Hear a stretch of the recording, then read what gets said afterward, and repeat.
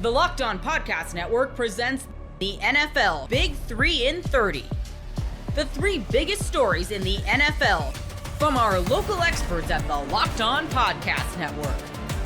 We bring you the real story, why it matters, what's next, who wins the big game, and more, all in 30 minutes.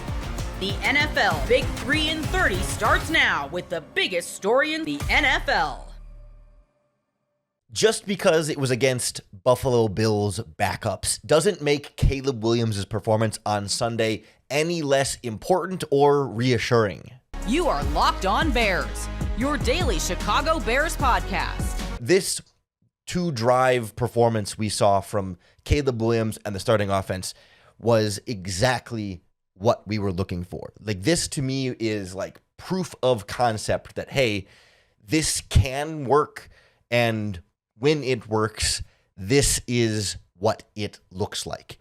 And that is true whether it's against backups or whether it's against starters, whether it's a preseason game or not. Like, the impressive parts of this for me were the parts that are, I guess maybe I'll say the most impressive parts, or the parts that are sort of irrespective of the opponent, the things that are largely in the Bears' control, right? Like, I'm not going to get too fired up specifically about, like, you know, the touchdown pass to Olamide Zaccheaus, right? The little slant route, and then Zaccheaus makes a guy miss and runs away to the end zone. Like, yeah, against starters, that play is not a touchdown. But that's not the important, like, so I'm not going to get, like, impressed with, like, oh, wow, they look at all the playmaking that they had after the catch. Like, okay, that's the kind of thing that's maybe a little bit more opponent dependent. But the things about this starting offensive performance that I was so encouraged by is just how structured and in rhythm Caleb and the offense looked. They came out passing fast and furious, and I think that was pretty intentional by Ben Johnson.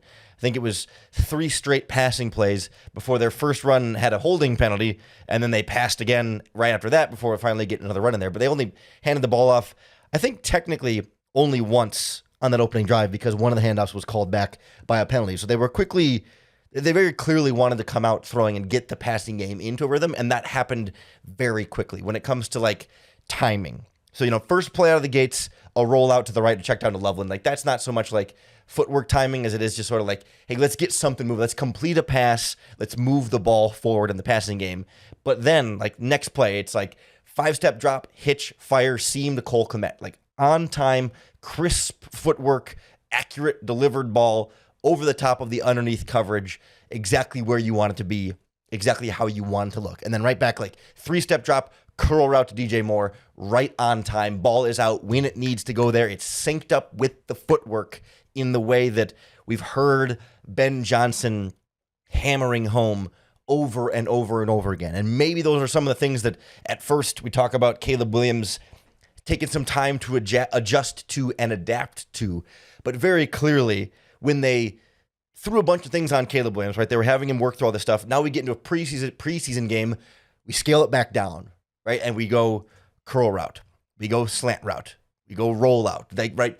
Simple, basic concepts that they know Caleb Williams can handle, and they execute it to near perfection there. Like, of course, you know, he missed a pass. There was a throw behind the running back that he was kind of not on the same page for, and there was another one that when he was under some pressure or he scrambled to right, threw it to Zaccheaus, it was a little too low and he couldn't catch it. Like, this was not, you know, literal perfection, but in terms of, like, the different things we really wanted to see from Caleb in terms of progress and growth and taking in the offense, that to me came through loud and clear and was a lot less about it, whether it was backups or starters, right? Stuff that happens after the catch or exactly how tight the coverage is here and there. Like, to me, it's not so much, that's the stuff that's not as meaningful as important here, but it's the footwork, it's the mechanics, it's the delivery.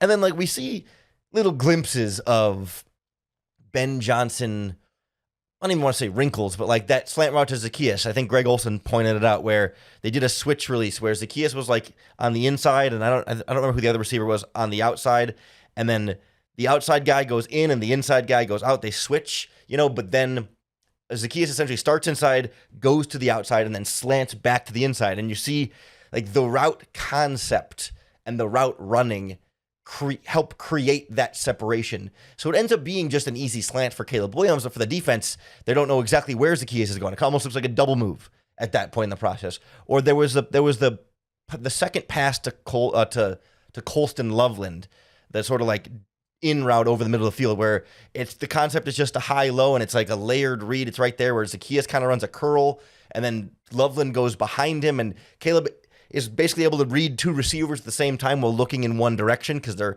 sort of just stacked over each other visually, and he just kind of has to read, if they go for the underneath guy, I throw it over top. If they go for the over top guy, I throw it underneath. Like, it's stuff that shouldn't be too difficult or crazy innovative from Ben Johnson by any means, but it's just stuff it's the basic stuff that was missing from the offense last season that's just so refreshing to see Caleb get to execute this kind of a structure that works so well, even when it's some of the more basic stuff. And so that's very much independent of the opponent. And then just operational things. There wasn't any issue with getting up to the line of scrimmage with plenty of time on the play clock. There weren't delays getting guys lined up. They didn't have trouble with guys lining up in the wrong spots and Caleb needing to run over there and switch them around and say, no, I know you're over there. No, you're over there, moving back and forth. I don't think there were any offensive penalties there was the holding on Dahlman, I guess, but there was no false start. There was no illegal formation. Although if you watch the game closely, Braxton Jones a couple of times got away with moving a little bit early. It kind of like what Jawan Taylor in the Chiefs does, where he jumps like a half a second early and they don't usually call it. Like Braxton Jones got away with a couple of those in this game, but it just felt like from the huddle to the play coming in to executing, like everything looked sharp and smooth. And like that, if you had any doubts because of the mixed reports coming out of training camp, which I've been trying to sort of downplay on this podcast as not that big of a deal, but if you had any doubts, like this is a complete alleviation of said doubts. Now, that doesn't mean they're going to go to week 1 against the Vikings and fire on all cylinders and complete 6 of the 7 passes or have a perfect passer rating the first drive and drive down for a touchdown and be up 28-0 like they were on the Bills. It's not to say that because they did this against the Bills means they're now going to be a finished product week 1 against the Vikings. But this is their way of saying, like, hey, we can do it. When the circumstances are right and the situation is right, like, this can work. And now we all know what it looks like when it does work. And so we kind of have a standard to then compare regular season to and say, okay, like we've seen what this offense can look like when it's really clicking. Now let's see how often they can actually consistently have it click like that. And of course, in the preseason like this, no Joe Tooney, no DeAndre Swift. You were missing like 3 or 4 running backs in this game, and they weren't game planning for the Bills, right? So it's never going to be translatable success or failure to the regular season. And so it'll be another test to see what they do against the Vikings in week 1, but to just kind of have that monkey off the back of saying, okay, we've seen it all look like it's clicking and working together. Whew, deep breath. There's the relief. The offense should be all set. Have you ever decided at the last minute to head to a ball game with friends or family? Maybe it's game day and you suddenly realize you want to be there. That's exactly where Gametime comes in. It's the easiest way to grab last minute tickets without the stress. With the money you save on tickets, you can splurge on food, drinks, merch, or even invite a bigger group to come with you. Gametime makes it possible. Gametime makes buying tickets fast and simple. Prices on the app actually drop the closer you get to first pitch, and you've got incredible last-minute deals, clear seat views, and the lowest price guarantee that takes the worrying out of buying. Gametime has last-minute tickets and zone deals for big savings, like 10% off exclusive zone deals for FIFA Club World Cup matchups. Take the guesswork out of buying tickets with Gametime. Download the Gametime app, create an account, and use code LOCKEDON for $20 off your first purchase. Terms do apply. Again, create an account and redeem code LOCKEDON for $20 off. Download the Gametime app today. Last minute tickets, the lowest price guaranteed. The New Orleans Saints swap players in a win-win trade with one of the last teams you might expect. You are Locked On Saints, your daily New Orleans Saints podcast. The New Orleans Saints trade Colin Saunders, New Orleans Saints former New Orleans Saints defensive tackle, to the Jacksonville Jaguars, where they had literally just finished playing hours before the trade was done. In return, they get a backup center in Luke Fortner. So I wanted to break down why I think this is a little bit of a win-win for everybody involved. Let's start with the two teams, the Saints and the Jaguars. The Jaguars needed some help when it came to their run defense and really their defensive line, all that, looking for more players to kind of rotate in there. So the Saints send over Colin Saunders, who didn't necessarily have the best fit in New Orleans since the installation of Brandon Staley's defense. Our final part of the show today is going to be about players that found themselves in trouble after the second preseason game. And I was going to put Colin Saunders on that list. It was interesting that Devon Godshaw and Brian Brzee and Nathan Shepard all got the day off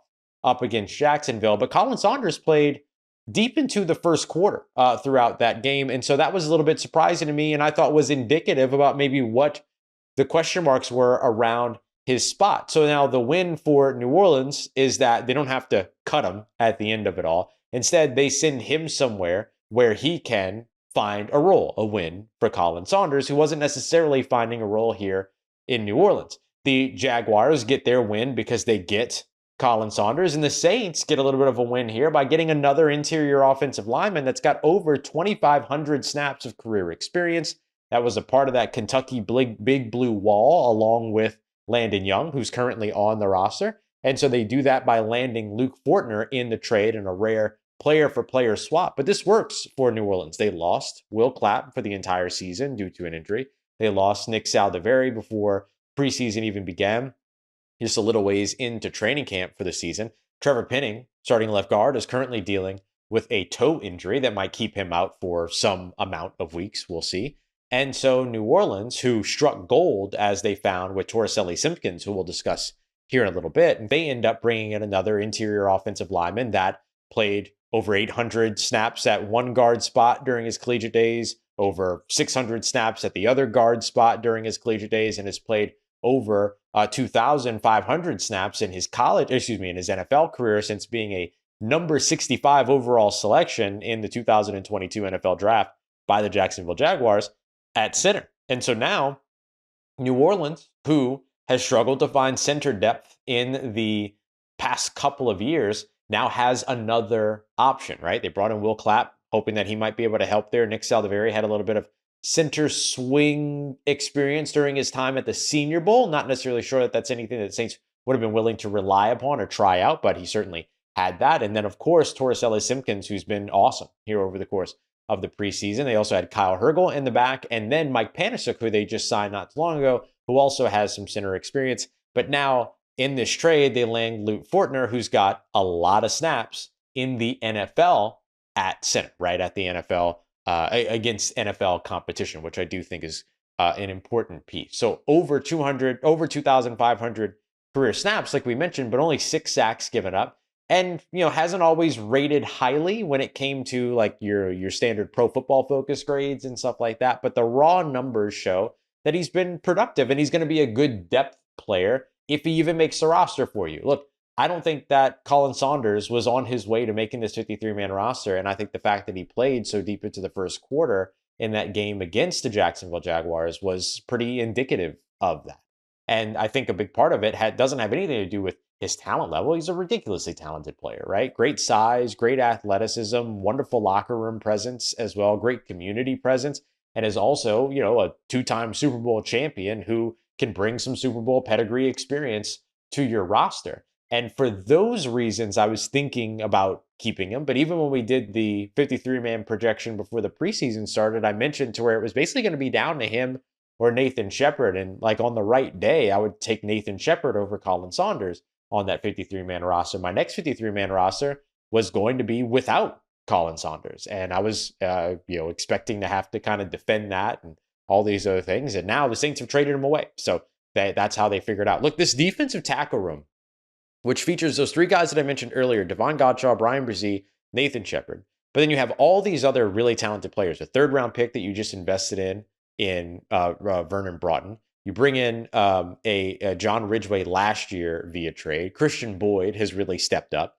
over the course of these last couple of preseason games and throughout training camp as well. And you end up with all these other guys that are still there too that can stand up for you and be sort of 3-4 defensive ends, like a Jonah Williams, for instance, and that can do a little more. And I know I didn't name everybody, but you get the idea here. The Saints had a lot of work to do if they wanted to cut down this defensive tackle room. And don't don't forget too, they just recently added Jaden Peavy to kind of add to that as a 6 foot, 300 plus pound guy. He's big. He's a big 6'5", actually, big dude.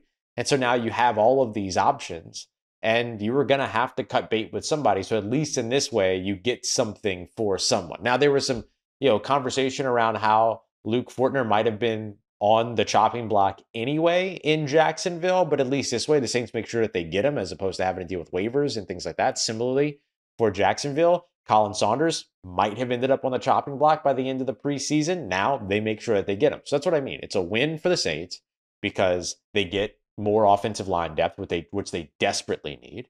The Jaguars get a win because they get Colin Saunders. Colin Saunders gets a win because he lands at a place where he'll be able to have a fit. And Luke Fortner gets a win because he lands in a place that desperately needs him. And so I think that now what this might mean is that either, and you can make this decision if you're the Saints, you keep Fortner at center and then let Torricelli Simpkins play more guard, which I think could be really, really good for this team. Or you keep Torricelli Simpkins at center, where he has balled out over the course of the preseason, and then give Fortner an opportunity at guard. So I don't think that it keeps Simpkins off of the roster because I don't think that the Saints can go into the regular season with only 8 offensive linemen anyway. I think they're going to need 9, and they're going to need more on their practice squad too. So I don't think that this pushes Simpkins out of the 53-man roster. I think that basically Simpkins, Fortner, Radens, and then probably Landon Young end up being those 4 depth pieces behind their starting 5. And so Simpkins should be just fine here. It's just going to be really interesting now to where they see, do they give him an opportunity to push at one of those guard spots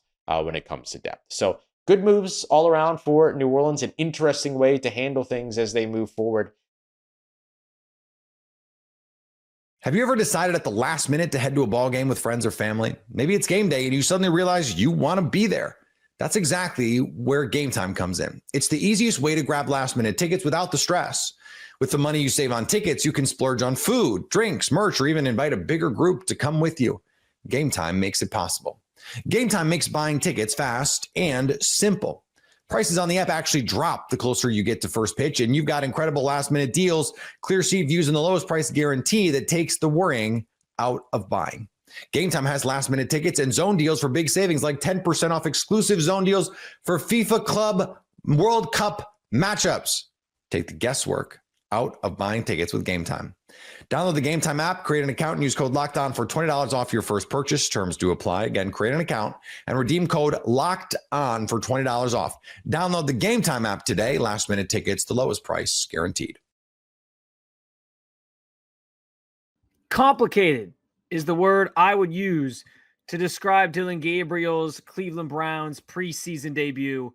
You are Locked On Browns, your daily Cleveland Browns podcast. The reason I'm calling Dillon Gabriel's performance complicated is that there was a lot of good.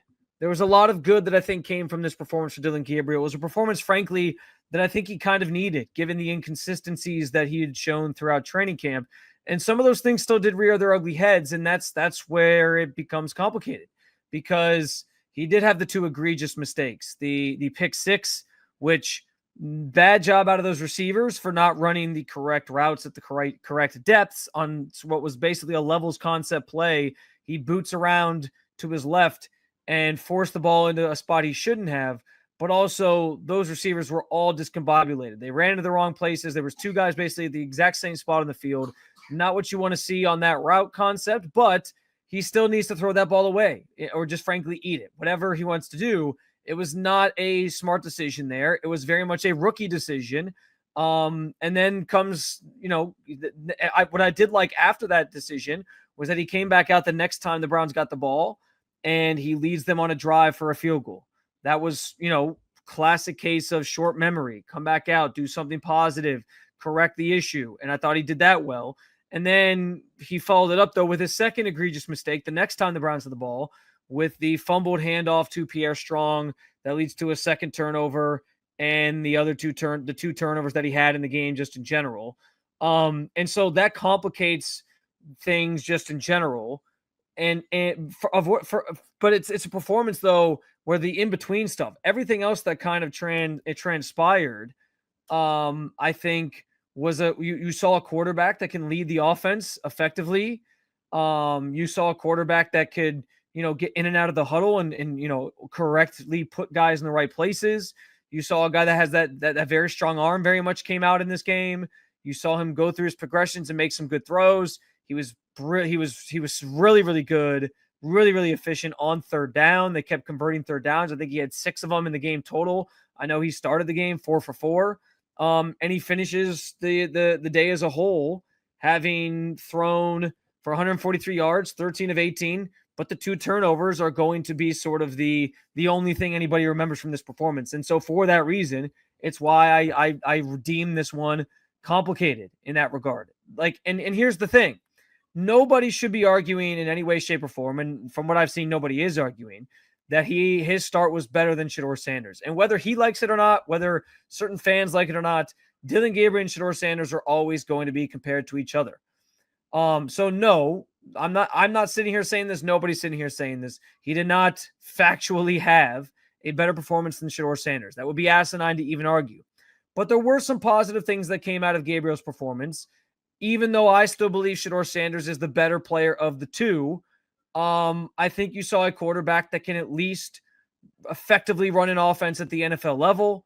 I think you saw a quarterback that, maybe he doesn't become a starter in this league, but I know people love to throw out that maybe he's just a career backup, and that could maybe be the case. So I like that stuff it was valuable to see him go out and run an offense the way that he did. It was valuable to see him go through the process, go make some of those throws and do some of the things that he did. And I thought he showed more consistency than he has at practice, frankly, in this setting, in this preseason game. He showed me that he can do it at this level in some capacity.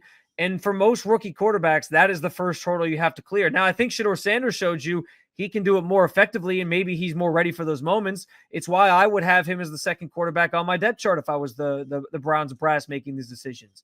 But we know how the Browns feel about Dillon Gabriel, and that's what also sort of complicates things, because they're going to look and say, well, hey, we liked a lot of what he did. We understand he made some mistakes. We consider those rookie mistakes. I'm just telling you what they're going to say. But here's the thing. Both rookies showed you, at minimum, that they can handle the operation well. And I think that's something that in the preseason, with a lot of context around who you're playing, what units are on the field, all these different things, that the Browns are going to sort of hang their hat on, and that they're going to use as a reason why they like what both these quarterbacks showed you in the preseason. Now, if it was up to me, as I just said, my depth chart would be Flacco, Sanders, Gabriel. Pickett would be the odd man out, not just because he got hurt, but I thought Pickett was the odd man out from the beginning. I just don't have the faith that Kenny Pickett is anything other than what we've seen at this point in his career. And he's now kind of out of time. He's up against it from a clock standpoint, from the timing standpoint, to try to win that starting job. Shedeur has had a better camp than Dillon Gabriel. He had a better preseason performance than Dillon Gabriel. Now they're both likely to play in next week's game, assuming Shedeur gets back from the oblique injury, and then we can sort of compare them to playing the same team or in the same weekend, whatever. So we'll get to maybe do that next weekend. Fine. But, based off of everything that I've seen, I think Shedeur is my quarterback too. I think he should be quarterback too. And here's this is the thing for Dillon throughout this camp. Dillon has had moments during camp where, he makes this big time throw, or maybe it's like back-to-back throws that he makes. There was a couple of days where he made this really good throw and he follows it up with another really good throw. But I never left practice feeling like I did on Thursday when Joe Flacco against the Eagles' first team defense was just zipping it all over the field, marching the offense up and down, and ending drives with touchdowns. I never left a practice feeling like, man, Dillon Gabriel had the best day of all the quarterbacks. I felt that way about Flacco at times. He was inconsistent, I think early on especially. Part of that was he wasn't getting all the reps, or he wasn't getting as many reps. There was days where I left and I felt like Shedeur Sanders had the best day of practice. And I think of all the quarterbacks, he's been the most consistent. Aside from maybe the first 2 days were a little slower for him, I think just kind of shaking off that rust. After that, he kind of got locked in, and he's been the most consistent of the quarterbacks. And then Flacco, I think, has been the most when he needs to turn it on, he can turn it on of the quarterbacks. And that makes sense. He's he's going into year 18. You kind of expect that from Joe Flacco. But I never left practice feeling on any given day. I've said there was days where Dillon had a good day, but I never left feeling like Dillon Gabriel had the best day. And so that's been the biggest difference. It's like there's been moments for him, but I still have and that was the case in this game. There was moments for him in this game, but I leave feeling like there's still some doubts there as to like how good he can be, what his ceiling is. And I know people will say they have doubts about Shedeur Sanders. I fine. If that's how you feel, that's how you feel. I have less doubts about Shedeur Sanders than I do Dillon Gabriel, and that's maybe my biggest point in all this. Ultimately, I think they showed enough that for the Browns depth chart is like to be sort of sorted out at this point. I think they showed enough that they're obviously going to be on this team. And they're making this roster. They're not moving off of either of these rookies. The big question becomes like, are they keeping 4? I said, I think earlier this week or last week, that my intuition is now telling me they're going to keep 4. How Pickett fits into this is the most interesting part. And maybe that's what comes out of this game. Maybe the only thing that really comes out of this game that's really groundbreaking is the Browns feel, okay, we saw Shedeur Sanders in the preseason. He was really good. We saw Dillon Gabriel in the preseason. He showed he can manage the offense, that he can run the offense the way that it's supposed to be run with Kevin Stefanski calling the plays. And by the way, I thought both these games, Kevin Stefanski did some really nice things with both quarterbacks in trying to keep the offense effective and make sure that they were both comfortable. He didn't really put them in bad situations. I thought that was the case for both quarterbacks. And so if that's the case, because of what we've seen these last 2 weeks, maybe the thing that changes is now Kenny Pickett is more expendable than he's ever been before. We'll see if that's the case. We'll see how they handle this thing. I still bet that they keep 4 total, all 4 of them. But I guess that's what has to be sorted out over the course of this next week, which is going to be treated as a final dress rehearsal. Flacco's going to be named the starter at some point, I would guess, in the next 24 hours or less. And it's going to be about basically treating this week like a normal game week. They'll have no practice Monday. That's a little different than a normal game week when you play on a Sunday, of course. But they'll practice Tuesday, Wednesday, Thursday, off day Friday, play a game Saturday, and then they're on their way to the regular season after they play the Rams at home on Saturday afternoon.